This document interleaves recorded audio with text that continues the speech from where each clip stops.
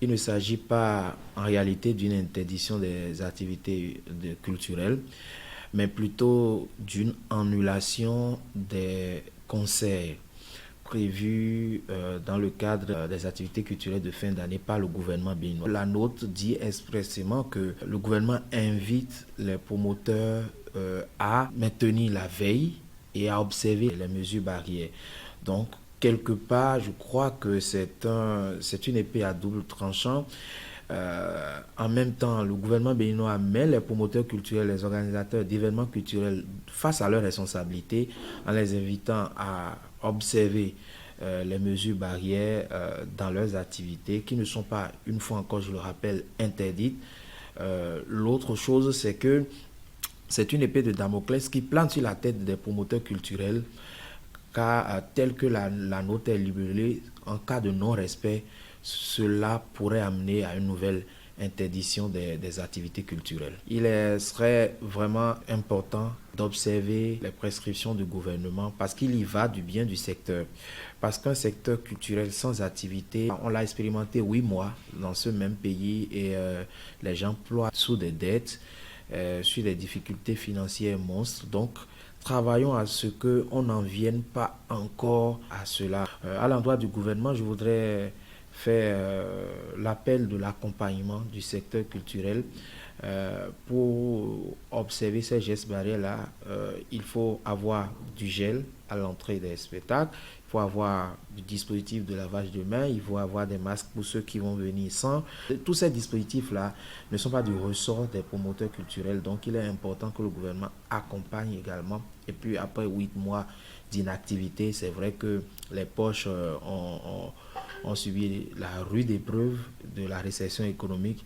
Donc, pour organiser des événements, évidemment, ils ont besoin de ressources. Donc, le gouvernement est invité à vraiment accompagner le secteur culturel pour que eux aussi soient cités parmi les acteurs économiques qui contribuent au développement du Bénin. Je pense que le gouvernement a annulé ces activités culturelles organisées dans le cadre des fêtes de fin d'année pour une raison principale, la flambée des cas du coronavirus, surtout avec la nouvelle variante. Alors, quand nous lisons correctement le communiqué conjoint du ministère de la Culture et du ministère de la Santé, le communiqué n'interdit pas ou n'annule pas les autres organisations culturelles ou les autres événements culturels.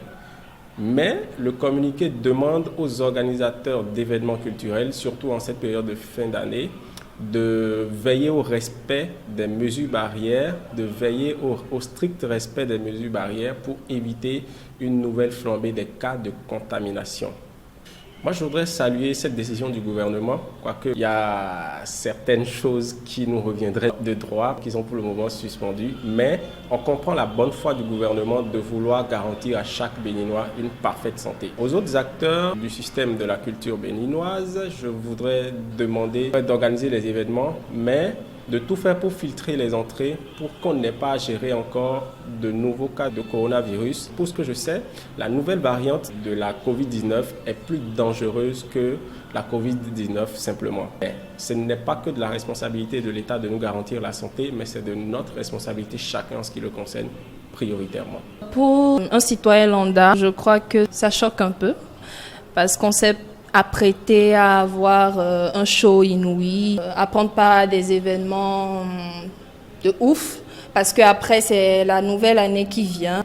Mais après, il faut comprendre que c'est toujours pour le bien de la population, vu que évidemment cette maladie liée au Covid ne connaît pas de période de fête, et donc on ne peut que se plier à la décision du gouvernement.